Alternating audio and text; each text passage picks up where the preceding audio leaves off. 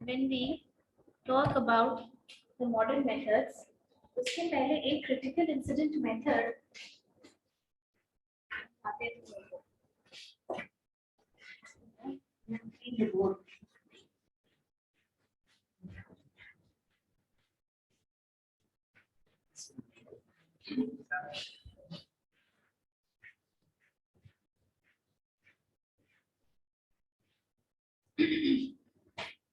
We'll study critical incident method. पहले एक इसमें से एक बचा था, वो तो नहीं बताए थे या बता दिए थे? नहीं. Critical incident method means any behavior which is chosen which is very critical for your organization. किसी भी organization में आपका हर behavior critical नहीं होता है. जैसे आप 5 मिनट 10 मिनट लेट आ रहे हैं, इससे कोई फर्क नहीं पड़ता है, ठीक है? There are other things also which does not have marked importance on either productivity or in general output, but there are some methods which are known as critical. There are some behavior which are known as critical behavior. जैसे कि कोई change आपने resist किया organisation में, management कोई change लाना चाह रही है and you are always resisting that change. Students, switch on your camera.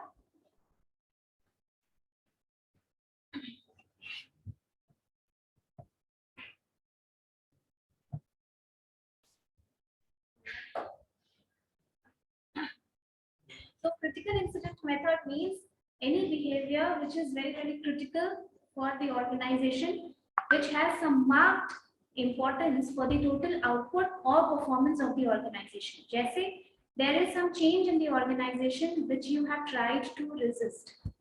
Okay, organization में कुछ नया आ रहा है and you have tried to resist. You do not help your co-workers. अगर आपके कोवर्कर्स को किसी चीज में प्रॉब्लम है, आप टीम में काम कर रहे हैं, फिर भी आपका ये एटीट्यूड है कि भाई मेरा काम हो गया तो हम निकल लिए, मुझे कोई मतलब नहीं है कि मेरे इस बिहेवियर से ओवरऑल टीम की परफॉर्मेंस खराब होती है, तो हो जाए.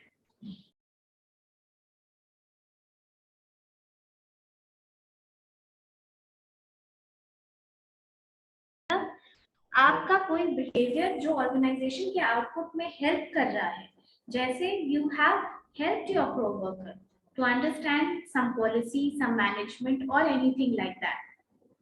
ठीक है, कि आपका परफॉर्मेंस बिहेवियर या तो गुड है, क्रिटिकल में गुड है, या क्रिटिकल में बैड है. जैसे मैच में हम जीतने वाले होते हैं तो हम कहते हैं ना बहुत क्रिटिकल सिचुएशन है. हॉस्पिटल में भी कोई मर रहा होता है तो हम ये कहते हैं कि क्रिटिकल सिचुएशन है. उसी तरह से हम ये क्रिटिकल वर्ड, क्रिटिकल इंसिडेंट दोनों टर्म्स में यूज करेंगे. या तो आपका बिहेवियर बहुत गुड है या आपका बिहेवियर खराब है. You have suggested some new measure. मान लीजिए ऑर्गेनाइजेशन में कुछ हो रहा है and you have suggested a new measure. कुछ प्रॉब्लम है, उसको सॉल्व करने में आपने हेल्प की.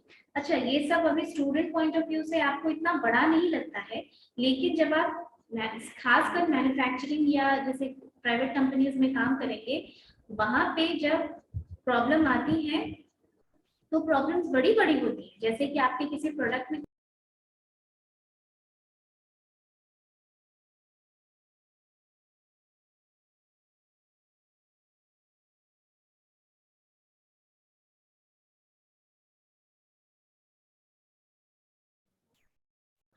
Modern method and a very important method जो आपको जानना बहुत जरूरी है. और अभी बहुत बड़ी बड़ी ऑर्गेनाइजेशंस जैसे कि इंफोसिस, जैसे कि रिलायंस इस मेथड का यूज करती है परफॉर्मेंस अप्रेजल में. अच्छा, आप एक बात नोटिस किए होंगे ट्रेडिशनल मेथड और मॉडर्न मेथड के बीच में. ट्रेडिशनल मेथड जितना भी है that is based on your past performance, है कि नहीं?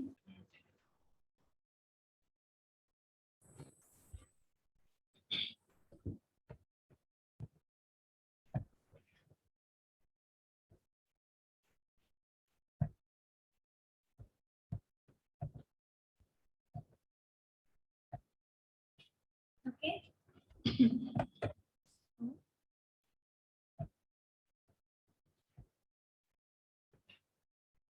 Now, Modern methods or traditional method में you'll find a difference that traditional methods, all the methods of traditional ways are based upon your past performance. But this modern method will be based on your future potential. कि सिर्फ past पे आप employees को जज ना करें, हो सकता है कि पास्ट में किसी वजह से उसका परफॉर्मेंस अच्छा नहीं हो. This doesn't mean that employee is not going to be of any great use even in future. And owing to business complexities, business में जो complexities हैं, उसकी वजह से अब सिर्फ पास्ट परफॉर्मेंस पे जज कर देना is not in trend. हम हमेशा की एम्प्लॉइज या की पर्सनल्स को आप आइडेंटिफाई करोगे तब तो उनको रिटेन करने की तरफ आप स्टेप्स बढ़ाओगे. अंडरस्टूड? और ये सिर्फ काम का या ऑब्जेक्टिव्स का अचीवमेंट नहीं होता है. This has so much to do with your behaviour. Behaviour is so much important. ये स्कूल जैसा अब हो गया ऑर्गेनाइजेशन. आप ऐसा नहीं है कि आप अकेले हैं, आप टीम में काम नहीं कर सकते, आप किसी के साथ घुल मिल के नहीं रह सकते, तो आपकी अप्रेजल कम ही होगी.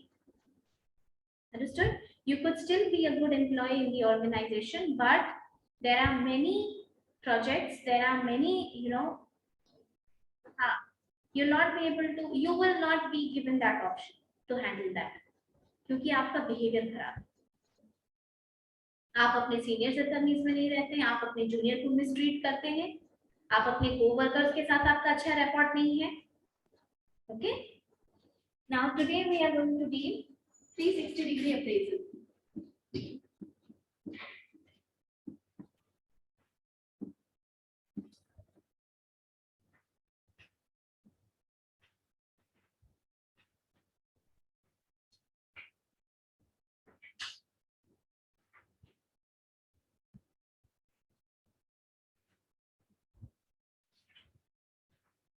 डिग्री कितना होता है?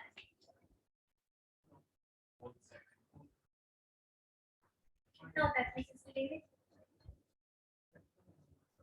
सर्कल होता है. ठीक है, सर्कल होता है. जब 360 डिग्री अप्रेजल के नाम से क्या पता चल रहा है, क्या सोच पा रहे हैं?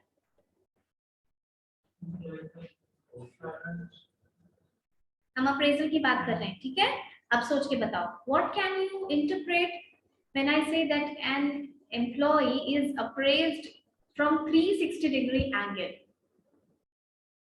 हर तरफ से किसी एम्प्लॉय का अगर ऑर्गेनाइजेशन में अप्रेजल हो रहा है, कोई चीज छूटी नहीं है उसके अप्रेजल करने के लिए, then that is known as 360 degree appraisal. अब देखो ये कितना मजेदार है. एम्प्लॉय, तुम एक एम्प्लॉय हो, तुम्हारे ऊपर कौन बैठा होता है? या फिर तुम्हारा सीनियर, तुम्हारे नीचे कौन होता है? जूनियर, सबऑर्डिनेट बोल सकते हैं उसको.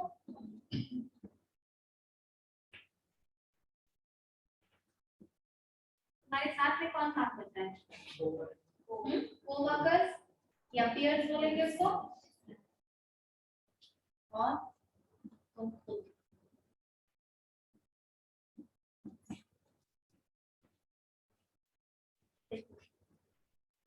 इतने लोग मिलकर तुमको अप्रेज करें.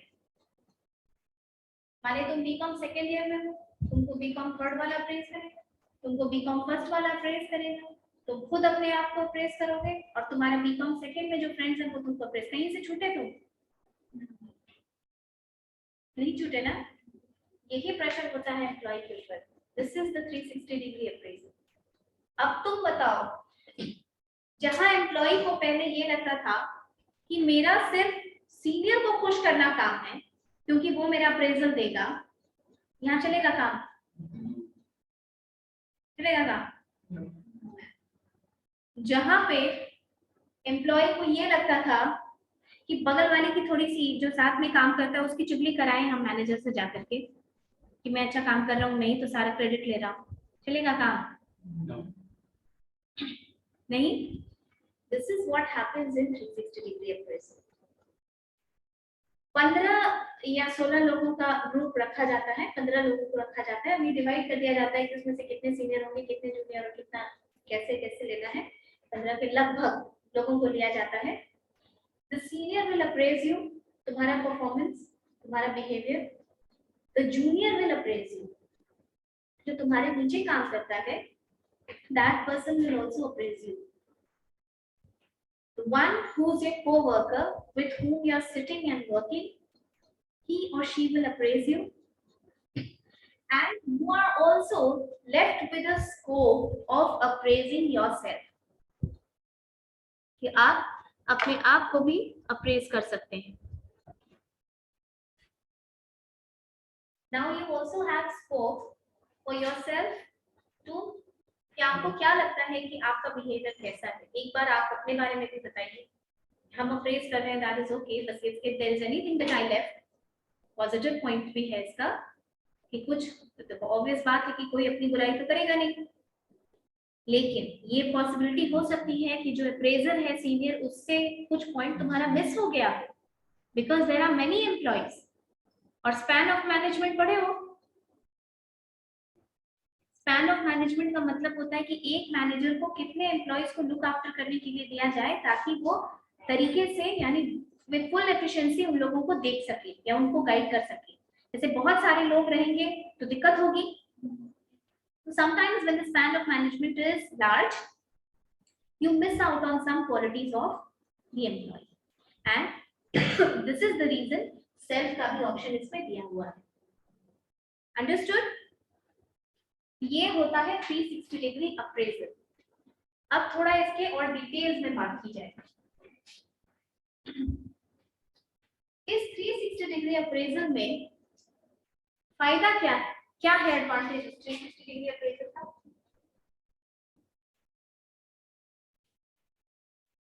बताओ क्या फायदा। नहीं, अब दिमाग नहीं लगाना, ठीक है, दिमाग नहीं लगाना, कुछ माने मैनिपुलेट नहीं करना है।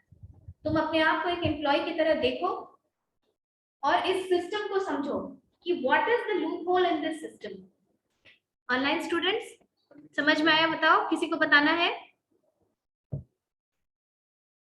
क्या प्रॉब्लम नजर आ रहा है इस अप्रेजल सिस्टम में, या पहले एडवांटेज बताओ।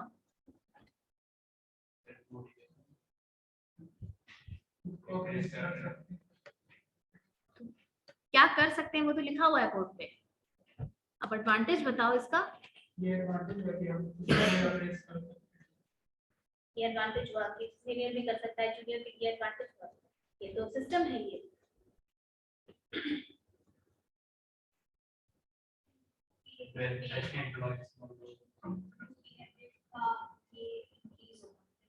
Very good, very good. सबसे इम्पोर्टेंट बात,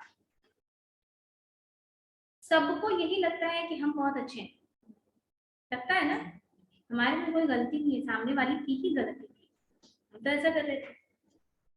but there would be a lag in this thinking. एक लैग हो सकता है बहुत बड़ा, कि आप अपना बिहेवियर कैसे इंटरप्रेट करते हैं और आपका बिहेवियर ऑर्गेनाइजेशन में कैसे इंटरप्रेट होता है। तो ये लैग अगर तुमको मालूम चल जाए और तुमको कोई जूनियर आकर के बोले कि सर आप ठीक काम नहीं कर रहे हैं, तुम सुनोगे? तुम बोलोगे जाओ जूनियर आपको सिखा रहे, यही एटीट्यूड होगा ना, ये एज ए ह्यूमन तो यही एटीट्यूड होता है हमारा। But when it is through a proper system, when it is through a proper process, आपको वो एक्सेप्ट करना होगा कि हमारे जूनियर्स ने हमारे बारे में ये बात बोली है, हमारे को वर्कर्स को ऐसा लगता है कि हमारा बिहेवियर अच्छा नहीं है, I am aggressive when it comes to team discussion, ठीक है। So this lag of behaviour can be fixed. अब आपको मालूम चल गई कि भाई अगला क्या सोचता है मेरे बारे में, तो तुम उसको दूर करने के लिए कोशिश कर सकते हो। सेकेंड एडवांटेज, इससे ग्रुप बिहेवियर प्रमोट होता है। If there is no appraisal from juniors, you will not care whether you are mistreating them or not, right? You will not care. जरूरी नहीं है करना, क्योंकि हमारे ऊपर प्रेशर नहीं है। So this is a very good method which will foster group cooperation. फिर एडवांटेज में ये बिहेवियर ही मेन है इसका प्रोसेस। इसका डिसएडवांटेज क्या हो सकता है बताओ? डिसएडवांटेज एक बहुत जेन्युइन सा डिसएडवांटेज है, सोच के बता।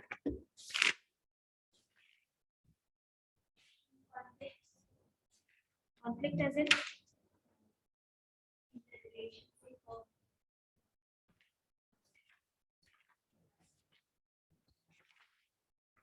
एम्प्लॉयर तो देखो हमेशा से ही अप्रेजल करता है ना, तो उसके साथ कॉन्फ्लिक्ट कैसे होगा? सबऑर्डिनेट के साथ कॉन्फ्लिक्ट नहीं होता है खुशी।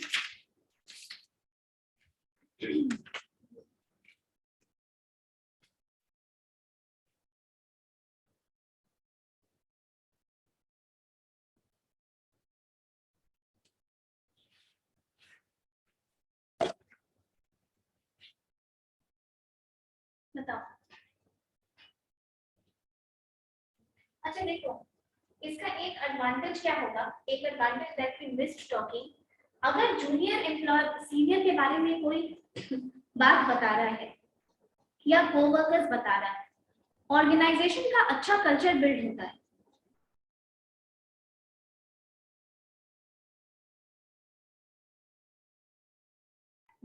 जस्ट मैनेजर को अदरवाइज कोई चेंज नहीं कर सकता है, वो फोर्स हो जाता है अपना बिहेवियर चेंज करने के लिए, राइट?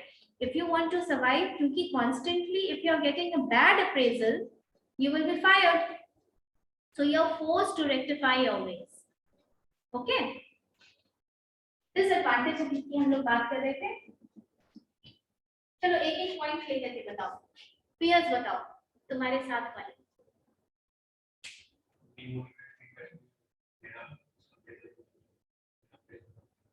तो वो पता थोड़ी चलता है, दैट इज केप्ट कॉन्फिडेंशियल। से थोड़ी तुम खड़ा होकर के you tell me what do you think about him, ऐसा नहीं होता है।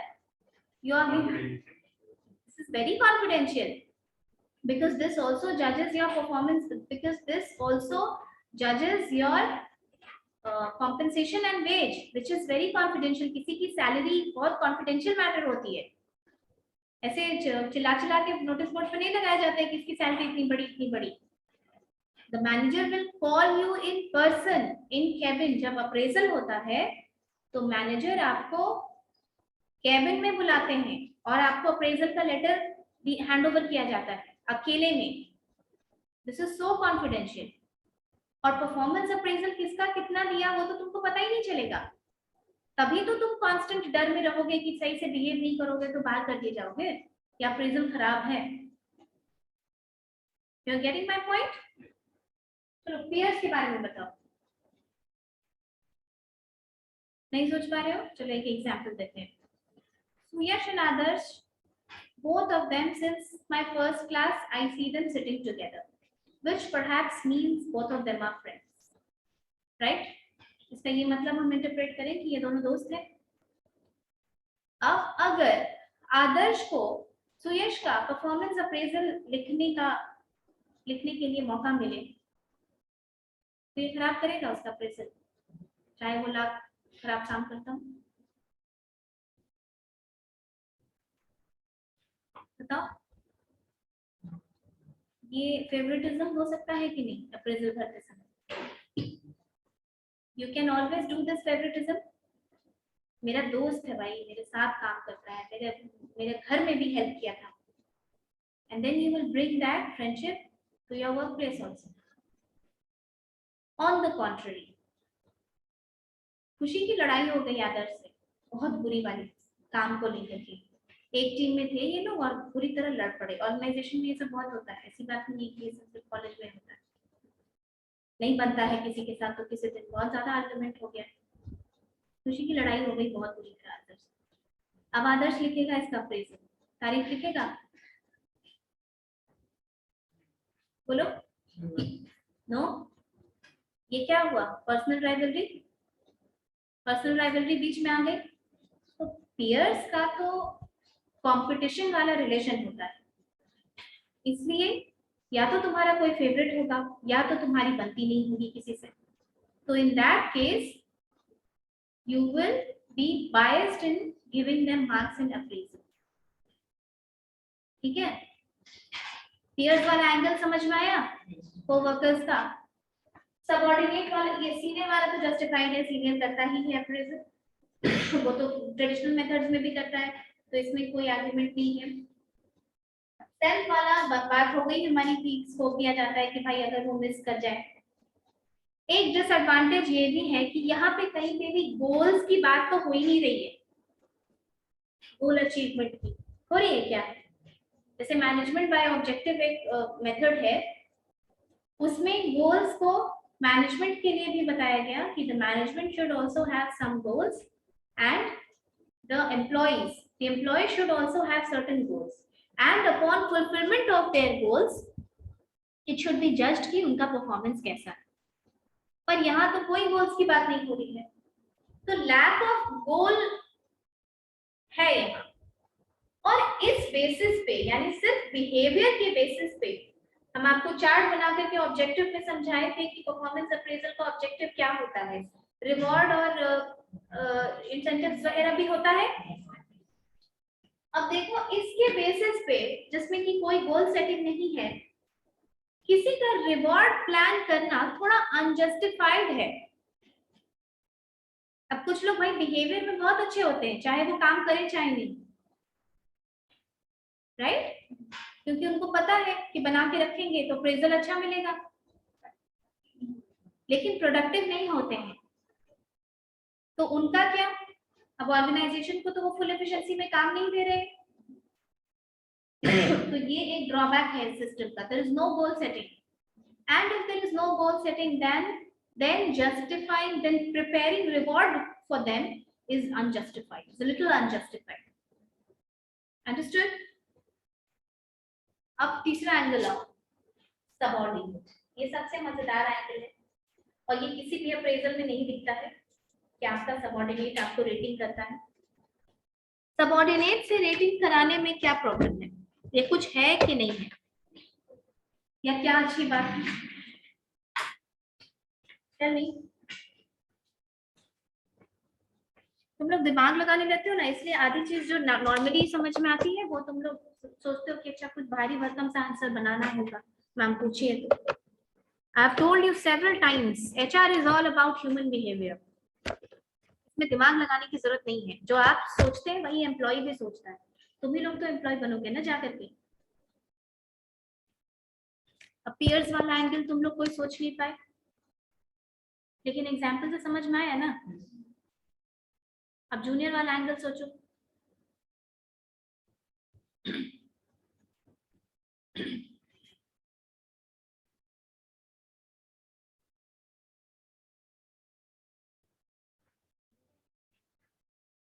Online students, anyone has an answer?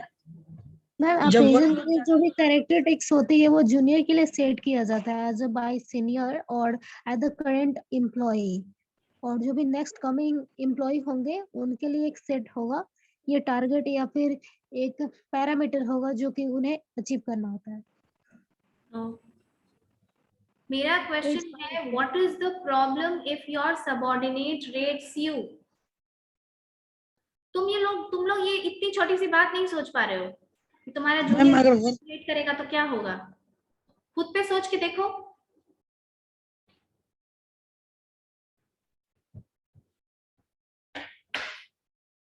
होगा भी मन में तो बोल नहीं रहे हो।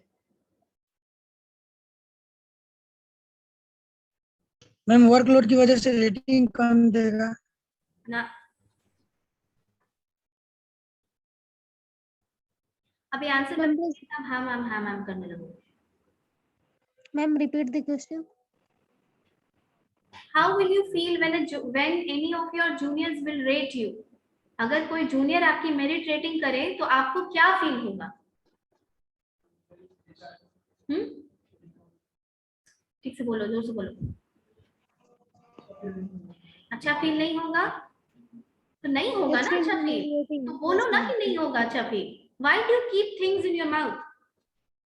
Obviously हमारे से नीचे तुम सीनियर हो एंड वर्कलोड या काम की वजह से या काम नहीं ठीक से करने की वजह से तुम जिसको डांट दी है आज कि तुम काम ठीक से नहीं कर रहे हो, तुम्हारा मन नहीं लग रहा है काम करने में एंड ऑल दैट, वही तुमको मार्क्स दे कि तुम कैसे हो ये ह्यूमिलिएटिंग है कि नहीं है?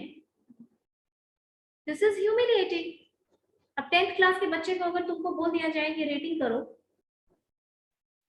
या ऐसे समझो बीकॉम 5th में जो क्लास चलता है, तुम लोगों को भी अगर बोला जाए उसका रेटिंग करने, तो वो लोग अपनी ईगो पे लेंगे ये बात कि अभी तो फर्स्ट ईयर में पढ़ रहा है और मेरा रेटिंग कर रहा है। सोचेंगे ना वो ये बात। This is humiliating for a senior to accept merit rating from a junior. Understood? Second thing, junior किसी कारण से जूनियर होता है, which means he has lesser knowledge, he has lesser skills. So sometimes the junior is incompetent to rate you. आप में कोई quality है जो कि सिर्फ सीनियर बनने के बाद आई है, तो वो आपका जूनियर उस क्वालिटी को कैसे देखेगा? समझ में आया सचिन? Yes ma'am. नहीं समझ सकता है, जरूरी नहीं है कि वो समझे, क्योंकि आप भी जब जूनियर थे तो आप भी नहीं समझते थे। जब आप सीनियर हुए देन यू अंडरस्टूड कि वर्क प्रेशर ज्यादा होने की वजह से किसी बिहेवियर में चेंज आता है, राइट? तुम हड़बड़ तो तब करोगे ना जब तुमको कोई टारगेट अचीव करने, कॉलेज आना होता है तो टाइम पे क्लास में होता है, मैम अलाउ नहीं करेंगी, इसलिए तुम जल्दी जल्दी करते हो। अब घर पे संडे को हो तो वेला पड़े रहो। अंडरस्टूड? कोई टारगेट होता है तो उसकी वजह से this target is responsible for behavioural change in a person, and you can not understand this sometimes until you have been through that situation. That is why जब हम सबऑर्डिनेट का एंगल एक्सप्लोर करेंगे तब हम ये देखेंगे कि this is humiliating for a senior to accept merit rating from a junior, and sometimes also the junior is incompetent to rate a senior. Understood? So this is 360 degree appraisal. और ये appraisal काफी, this appraisal is very much in use. There are bigger organizations like Infosys is also using this, Reliance is also using this. Lekin in totality we can say that this appraisal method is a wonderful appraisal method because this has forced you to become more flexible, more behaviorally adapted to the culture of the organization, and it has fostered the teamwork. ठीक है? So in the next class we will start with training and development. ये आप लोग थोड़ा थोड़ा revise करते जाइएगा वरना भूल जाइएगा। कोई भी चीज को अगर आप बार बार रिवाइज करेंगे तो फिर उसको याद करने की जरूरत नहीं होगी।